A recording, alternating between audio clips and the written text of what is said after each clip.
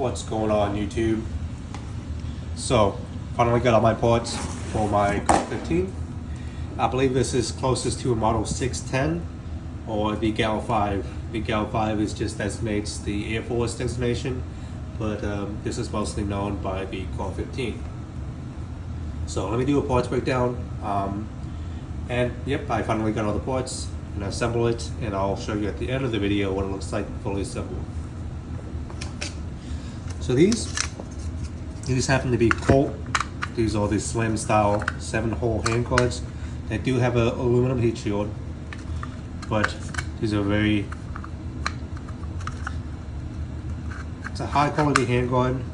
Those are hard to source. I bought new Brownells retro hand guards, and they were not nearly as quality as these ones, and they have a slight sheen to it, so it's a good way to tell that you're dealing with a government surplus, Colt style hand guards. So those are those.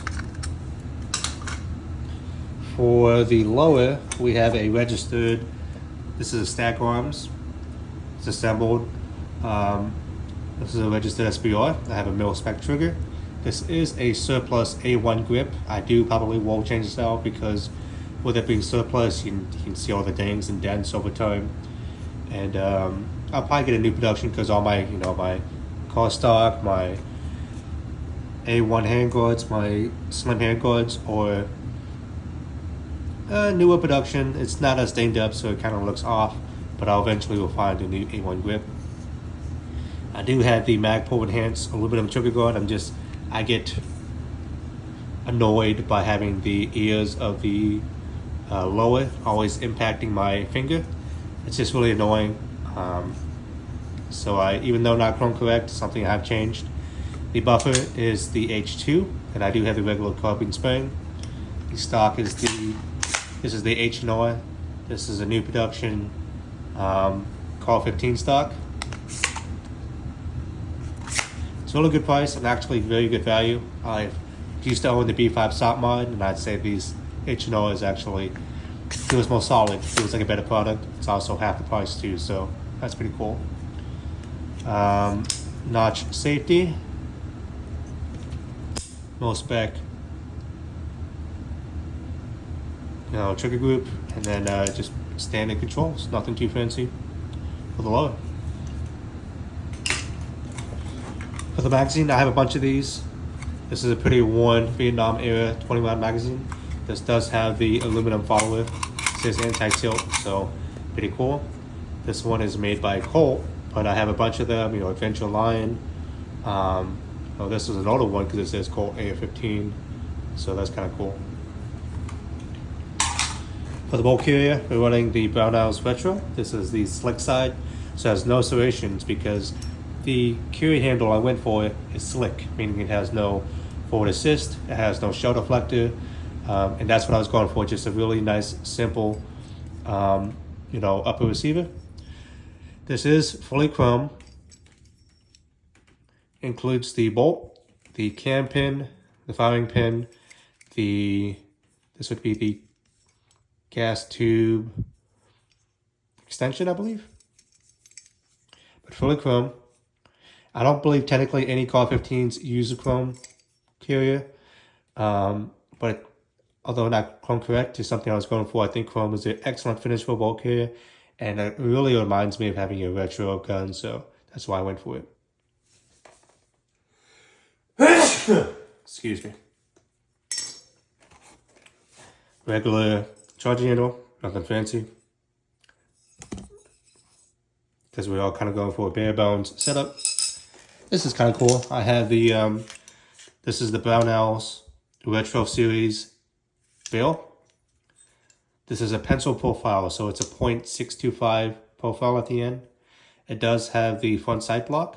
It's kind of cool because it has this pseudo bayonet lug that was ground down. It makes sense because you're not able to fit a bayonet on such a short bill system. And it's just attention to detail. This looks quite nice to have a shaved down, bayonet lug. Does have the correct tapered front side post. This is a thinner tapered front side post, so very cool. The markings are very high quality. This is chrome lined.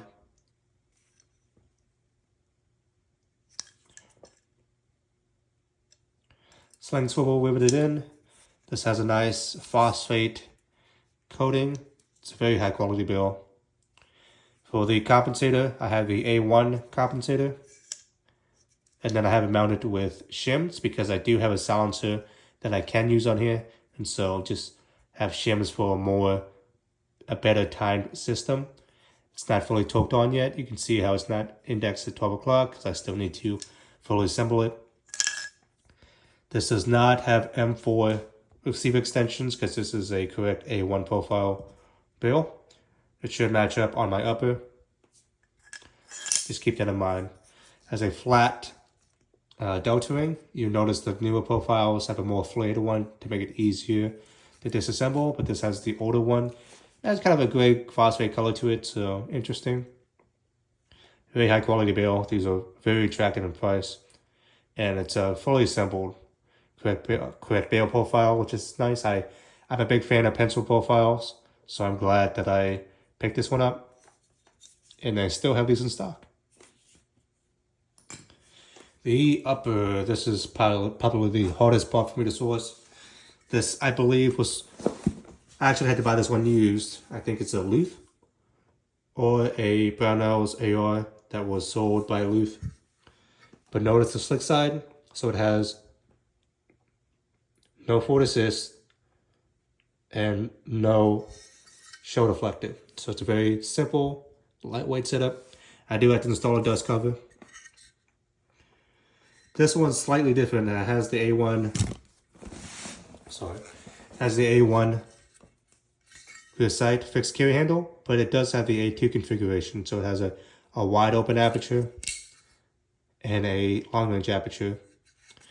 I did buy this used, and that's how it was installed. And from what I read, you can do that. The actual aperture is the same size. You just have to use the windage drum to do that. So has that. Has the split A forging mark, and it was sold to me as a Brownell's or a Luth, which both of them.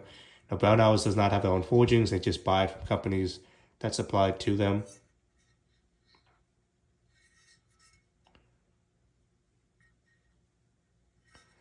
One thing I have noticed when I install it onto my lower is it has a slight gap, which A1 lowers are known to have that issue. So install it.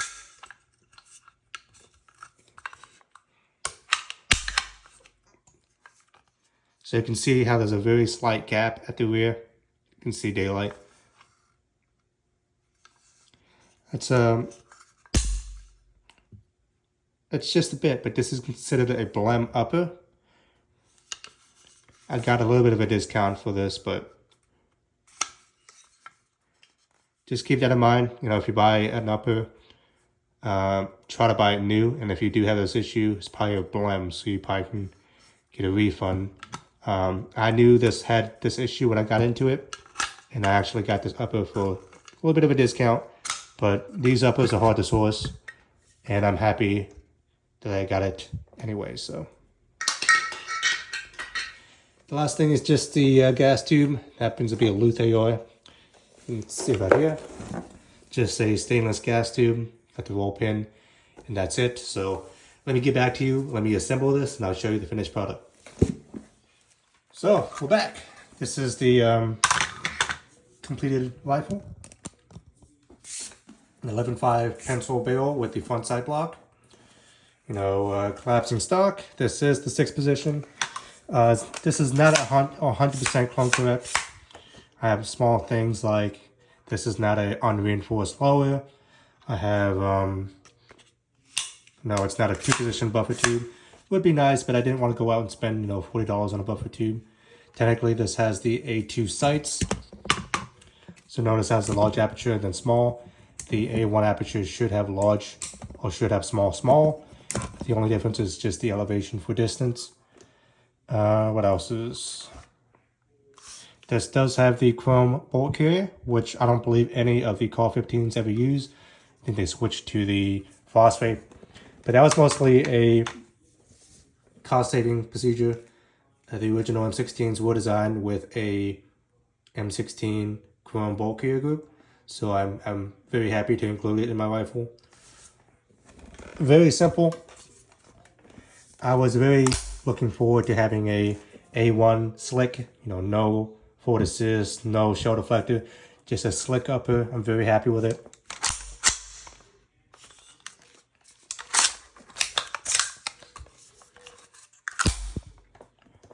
Technically, this is also not the correct profile. This is not the half cutout. But yeah, I mean, I wasn't going super clone correct. But at the same time, you know, it's not a registered machine gun. So no matter how close you get, you probably aren't going to have a correct, you know, military clone. CAR-15, GAU-5. This is as happy as I really need to be. And yeah.